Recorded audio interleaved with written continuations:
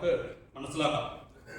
കാരണം ആ വേദങ്ങൾ നിത്യങ്ങളാണ്, അപൗരുഷേയങ്ങളാണ് എന്നൊക്കെ ശാസ്ത്രങ്ങൾ നമുക്ക് യുക്തിപൂർവം നമുക്ക് അത് പ്രതിപാദിക്കുന്നുണ്ട്. അത് അത്ര എളുപ്പത്തിൽ മനസ്സിലാക്കാൻ സാധിക്കില്ല. ഒരുപാട് സംശയങ്ങൾ അതിലുണ്ടാവും. എങ്ങനെയാണ് വേദങ്ങൾ നിത്യമാവുന്നത്, എങ്ങനെയാണ് അപൗരുഷേയങ്ങളാവുന്നത്? അപ്പൊ അതിനൊക്കെ യുക്തിയുക്തമായിട്ടുള്ള ഒരുപാട് വിചാരങ്ങൾ, സമുദ്രം പോലെ ഉള്ള പുസ്തകങ്ങൾ, കുമാരലഭട്ടന്റെ ശ്ലോകവാർത്തികം, തന്ത്രവാർത്തികം തുടങ്ങി ശാബരഭാഷ്യം, ഇങ്ങനെ അനേക ഗ്രന്ഥങ്ങളിൽ യുക്തിപൂർവം അതിനെയൊക്കെ പ്രതിപാദിച്ചിട്ടുണ്ട്. അതൊക്കെ നമുക്ക് പറഞ്ഞു തരുന്നത് എന്താണെന്നുണ്ടെങ്കിൽ, ഈ വേദങ്ങള് നിത്യവും അപൗരുഷേയവുമായ വേദങ്ങളാണ് നമ്മളുടെ എല്ലാ ധർമ്മത്തിനും എല്ലാ അറിവിന്റെയും ആധാരം. അപ്പൊ ആ വേദങ്ങളെ നമ്മള് ആ ആദരവോടുകൂടി, ആ ആദരവോടുകൂടി അതിനെ സമീപിച്ച് നമ്മള് അതിൽ പ്രതിപാദിച്ചിട്ടുള്ളതായിട്ടുള്ള ധർമ്മങ്ങളെയും കർമ്മങ്ങളെയും ഒക്കെ അനുഷ്ഠിച്ച് നമ്മുടെ ജീവിത ലക്ഷ്യം കൈവരിക്കുക എന്നുള്ളത് അതിന്റെ ആത്യന്തികമായിട്ടുള്ള അതിന്റെ താല്പര്യം. ഈ പറഞ്ഞ ഈ ലക്ഷ്യം, ഈ മോക്ഷത്തിലേക്ക് നേരത്തെ പറഞ്ഞല്ലോ, ധർമ്മം, അർത്ഥം, കാമം, മോക്ഷം. അപ്പൊ ഈ മോക്ഷത്തിലേക്ക് നമുക്ക് എത്തണമെങ്കിൽ നമുക്ക് അതിന്റെ ആദ്യത്തെ സ്റ്റെപ്പാണ് ധർമ്മം. ധർമ്മങ്ങളെ നമ്മള് അനുഷ്ഠിച്ചു വരികയാണെങ്കിൽ നമുക്ക് ധർമാനുഷ്ഠാനത്തിലെ കൂടി ചിത്തശുദ്ധി കൈവരിച്ച് ചിത്തശുദ്ധി നേടിയാൽ മാത്രമേ നമുക്ക് പരമപുരുഷാർത്ഥമായിട്ടുള്ള മോക്ഷത്തിലേക്ക് എത്താൻ സാധിക്കുള്ളൂ. അപ്പോ ധർമാനുഷ്ഠാനം ചെയ്യണമെങ്കിൽ നമുക്ക് അതിന് അർത്ഥവും കാമവും ആവശ്യമാണ്. അപ്പൊ അതിനൊക്കെ കുറിച്ച് ഒരുപാട് നമുക്ക് പുരാണങ്ങളിലൊക്കെ ധാരാളം ആഖ്യാനങ്ങളും ഉപാഖ്യാനങ്ങളൊക്കെ കാണാൻ സാധിക്കും. നമ്മുടെ വിഷയം ഇന്ന് യജുർവേദമാണ്. യജുർവേദത്തിന്റെ ഭൂമികയില് സായണാചാര്യനാണ് അതിന് ഭാഷ്യം എഴുതിയിട്ടുള്ളത്. സായണാചാര്യൻ യജുർവേദത്തിന്റെ ഭാഷ്യത്തിന്റെ ആരംഭത്തില് അതിനെക്കുറിച്ച് പറയുന്നുണ്ട്. പ്രത്യക്ഷേണ അനുമിത്യാവ യസ്തു ഉപായഃ ന ബുദ്ധ്യതേ ഏനം വിദന്തി വേദേന തസ്മാത് വേദസ്യ വേദതഃ. ലോകത്തിൽ നമുക്ക് വിഷയങ്ങളെ അറിയാൻ അനേക പ്രമാണങ്ങളുണ്ട്. പ്രത്യക്ഷ പ്രമാണം, നമ്മൾ ഇന്ദ്രിയങ്ങളെ കൊണ്ട് ഓരോന്നിനെ കാണുക, അറിയുക എന്നുള്ളത് പ്രത്യക്ഷ പ്രമാണം. പ്രത്യക്ഷ പ്രമാണം കൊണ്ട് കണ്ടതിനെ പിന്നീട് നമുക്ക് അനുമാനിക്കാൻ സാധിക്കും. അതായത് അടുപ്പില് തീയും പുകയും ഒന്നിച്ച് കണ്ടു കഴിഞ്ഞാൽ, വേറൊരു സ്ഥലത്ത് പുക കണ്ടു കഴിഞ്ഞാൽ അവിടെ തീ ഉണ്ടാവും എന്നുള്ളത് നമുക്ക് അനുമാനിച്ച് അറിയാൻ സാധിക്കും. അതുപോലെ ഉപമാനം, സാമ്യം, ചന്ദ്രനെ കണ്ടാൽ നമുക്ക് മുഖം ഓർമ്മ വരും. ഇതൊക്കെ സാഹിത്യത്തില് പറയുന്ന ഉപമാനം. ഇങ്ങനെ പ്രത്യക്ഷത്തിനെ ആധാരമാക്കിക്കൊണ്ട് ഉള്ള പ്രമാണങ്ങൾ ധാരാളം ഉണ്ട്. പക്ഷേ ഈ അലൗകികമായിട്ടുള്ള ഈ അറിവിനെ നമുക്ക്, ഏതറിവിനെ? ഈ ധർമ്മത്തെക്കുറിച്ച്. ധർമ്മം അലൗകികമാണ്. നമുക്ക് ചിത്തശുദ്ധി കൈവരിക്കാൻ ഉതകുന്ന ആ ധർമ്മം അത് അലൗകികമാണ്. അലൗകികമായിട്ടുള്ള ആ ധർമ്മത്തിന് നമുക്ക് ഉപദേശിക്കുന്ന അറിവിനെയാണ് നമ്മൾ വേദങ്ങൾ. അതാണ് പ്രത്യക്ഷേണ അനുമിത്യാവ യഹ ഉപായഃ. പ്രത്യക്ഷം കൊണ്ടോ അനുമാനം കൊണ്ടോ തന്മൂലകമായിട്ടുള്ള മറ്റു പ്രമാണങ്ങളെ കൊണ്ടോ ഏതൊരു അറിവാണ് നമുക്ക് സമ്പാദിക്കാൻ സാധിക്കാത്തത്, ഏതൊരു അറിവാണ് നമുക്ക് സ്വായത്തമാക്കാൻ സാധിക്കാത്തത്, ആ അറിവിനെ പ്രദാനം ചെയ്യുന്ന ഗ്രന്ഥത്തിനെ നമ്മൾ വേദം എന്ന് പറയുന്നു. അതിൻ്റെതായിട്ടുള്ള പ്രാധാന്യം ഉണ്ട്. തീർച്ചയായിട്ടും നമുക്ക് കാണാം. ഇപ്പൊ ഇവിടെ രുദ്രജപമൊക്കെ നടക്കുന്നുണ്ട്. അതിൻ്റെതായിട്ടുള്ള ഒരു വൈബ്രേഷൻ, ആ മന്ത്രങ്ങൾ ഉച്ചരിക്കുന്നതിൽ ഉണ്ടാവുന്നതായിട്ടുള്ള അതിൻ്റെതായിട്ടുള്ള ഒരു ബലം, അതിൻ്റെതായിട്ടുള്ള ഒരു ബലം ഒക്കെ നമുക്ക് കാണാൻ സാധിക്കും. പക്ഷേ അതിൽ മാത്രം നമ്മൾ പൂർണ്ണത കണ്ടെത്തരുത്. അധ്യയനം ചെയ്ത് അതിന്റെ ഉച്ചാരണത്തിൽ മാത്രം നമ്മൾ പൂർണ്ണത കൈവരിക്കാൻ പാടില്ല.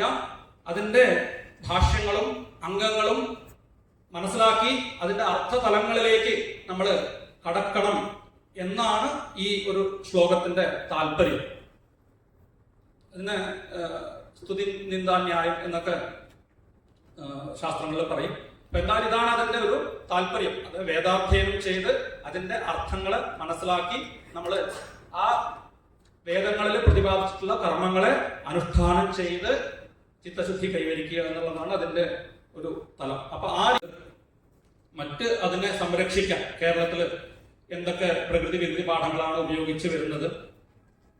പരദേശങ്ങളിലും പല വികൃതി പാഠങ്ങളും, വികൃതി പ്രകൃതി എന്ന് പറയുന്നത് അതിന്റെ എന്താ പറയുക, ഉച്ചരിക്കുന്ന സാധാരണ രീതിയിൽ അധ്യയനം ചെയ്യുന്നതിന് പ്രകൃതി പാഠമെന്നും, ആ അധ്യയനം ചെയ്ത വാക്യങ്ങളെ പല നിയമങ്ങളിൽ പല ക്രമങ്ങളിൽ മാറ്റി മാറ്റി ഉച്ചരിക്കുന്നതിന് വികൃതി പാഠമെന്നും പൊതുവെ നമുക്കതിനെ പറയാം. അത് പദപാഠം, ക്രമപാഠം, ജഡ, രഥം അങ്ങനെയൊക്കെ കാണാം. യജുർവേദത്തിൽ പൊതുവെ നമുക്ക് കേരളത്തില് സംഹിത, പദം, ക്രമം, പിന്നെ ഘനം കേരളത്തിൽ ഇന്നില്ല, പരദേശങ്ങളിൽ ധാരാളം കാണാൻ സാധിക്കും. എന്നിരുന്നാലും നമുക്ക് അതിന്റെ ഒരു സാമ്പിൾ, അതിന്റെ ഒരു ഏകദേശ ഭാഗം നമുക്ക് ഇന്നിവിടെ കാണാം. ഈ യജുർവേദത്തിന്റെ പ്രാധാന്യം, ഇതാണ് യജുർവേദത്തിന്റെ പ്രാധാന്യം. കാരണം യജ്ഞയാഗങ്ങളെ പ്രതിപാദിക്കുന്ന ഗ്രന്ഥമാണ് ഈ യജുർവേദം.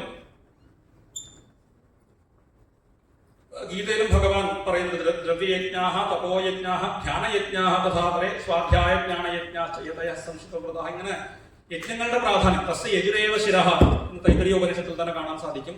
അപ്പോ ഈ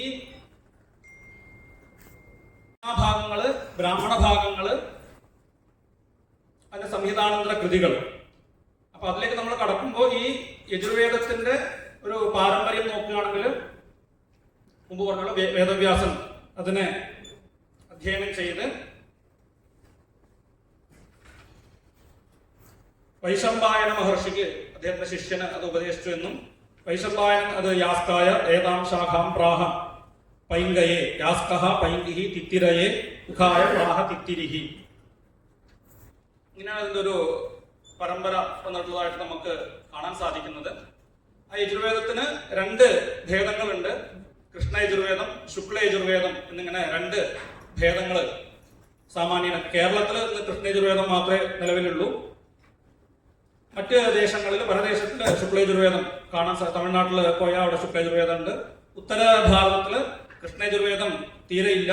അവിടെ വളരെ ചുരുക്കം മൈത്രായണീയ ശാഖയുടെ ഒരു 4-5 അധ്യേതാക്കൾ ഇന്ന് നിലവിലുണ്ട്. അതൊഴിച്ചാൽ ഇന്ന് കൃഷ്ണ യജുർവേദം ഉത്തരഭാരതത്തിൽ വളരെ കുറവാണ്. ശുക്ലയജുർവേദത്തിന് അത്യധികം പ്രാധാന്യം ഉത്തരഭാരതത്തിലുണ്ട്. ദക്ഷിണ ഭാരതത്തിൽ ശുക്ലയജുർവേദത്തിന് താരതമ്യേന പ്രാധാന്യം കുറവാണ്. കൃഷ്ണയജുർവേദത്തിനാണ് കൂടുതൽ പ്രാധാന്യം കാണുന്നത്. ഉണ്ടായിരുന്നു എന്ന് നമുക്ക് ഗ്രന്ഥങ്ങളിൽ, വിഷ്ണു പുരാണത്തിലൊക്കെ അതിന്റെ റെഫറൻസ് ഉണ്ട്. പുരാണങ്ങളിലും സ്മൃതി ഗ്രന്ഥങ്ങളിലൊക്കെ ഇതിന്റെ പേരുകളടക്കം അതിന് എത്ര സൂത്രങ്ങൾ ഉണ്ടായിരുന്നു എന്നും അതിന്റെ അധ്യേതാക്കൾ ആരായിരുന്നു എന്നൊക്കെ പുരാണങ്ങളിൽ നമുക്ക് കാണാൻ സാധിക്കും. വിഷ്ണു പുരാണത്തിൽ പ്രത്യേകിച്ച് അതിനെക്കുറിച്ച് ധാരാളം പ്രതിപാദിച്ച് കാണുന്നുണ്ട്. വിദ്യാർത്ഥികളെ ഉണ്ടായിരുന്നുള്ളൂ. വേദ അധ്യയനം ചെയ്തവർ 20 പേര്, 25 പേരെ ഉണ്ടായിരുന്നുള്ളൂ. ഇന്നിപ്പോ അങ്ങനെയല്ല സ്ഥിതി. ഇന്നിപ്പോ അതിന് വേദ പാഠശാലകൾ, അദ്ദേഹം നേരത്തെ ആരംഭത്തിൽ സൂചിപ്പിച്ചു, രവീന്ദ്രൻ മാഷ് ഇരിങ്ങാലക്കുടയിൽ ആയിരുന്നു വേദ പാഠശാല ഉണ്ടായിരുന്നതെന്ന്. ഇന്നിപ്പോ അതല്ല സ്ഥിതി. ഇന്ന് ഉത്തര മലബാറില് യജുർവേദത്തിന് 3 പാഠശാലകൾ ആരംഭിച്ചിട്ടുണ്ട്. ഇരിങ്ങാലക്കുടയിലുള്ള യജുർവേദ പാഠശാല അതിവിപുലമായിട്ട് വിസ്തരിച്ച് ഇന്ന് നടന്നു വരുന്നുണ്ട്. അതുകൂടാതെ തിരുവനന്തപുരത്ത് ഒരു വേദപാഠശാല ആരംഭിച്ചിരുന്നു. അതിപ്പം ചില കാരണങ്ങൾ, സാങ്കേതിക കാരണങ്ങൾ കൊണ്ട് അത് നിന്നിട്ടുണ്ട്. വീണ്ടും അത് ആരംഭിക്കാനുള്ള ഒരു പരിപാടി, അതിന് പ്രയത്നം നടന്നുകൊണ്ടിരിക്കുന്നുണ്ട്. ഗുരുവായൂരിലുള്ള ഒരു വേദപാഠശാല തുടങ്ങാനുള്ള ഒരു പ്രയത്നം നടന്നുകൊണ്ടിരിക്കുന്നുണ്ട്. അപ്പൊ ഇന്ന് അത് വളരെ വിസ്തരിച്ച് ആ വേദത്തിന്റെ കൃഷ്ണയജുർവേദത്തിന്റെ ഒരു പാരമ്പര്യം ഇന്ന് വർദ്ധിച്ചു വരുന്നതായിട്ട് നമുക്ക് കാണാൻ സാധിക്കുന്നുണ്ട്.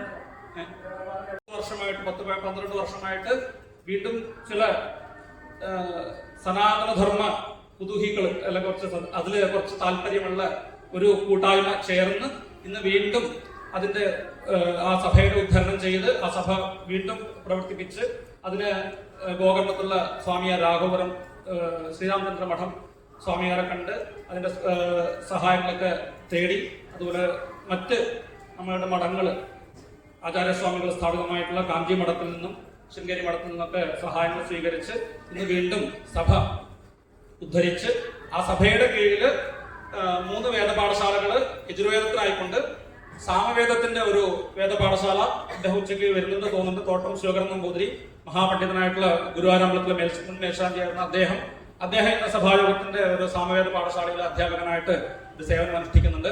അങ്ങനെ സഭായോഗത്തിന് ഇന്ന് 4 വേദപാഠശാലകൾ നടന്നു വരുന്നുണ്ട്. ആ സഭായോഗത്തിന്റെ ഒരു എന്താ പറയുക നിതാന്തമായ പരിശ്രമത്തിലൂടെ ഇന്ന് യജുർവേദം വീണ്ടും തളച്ചു വരുന്നുണ്ട്. ഇന്ന്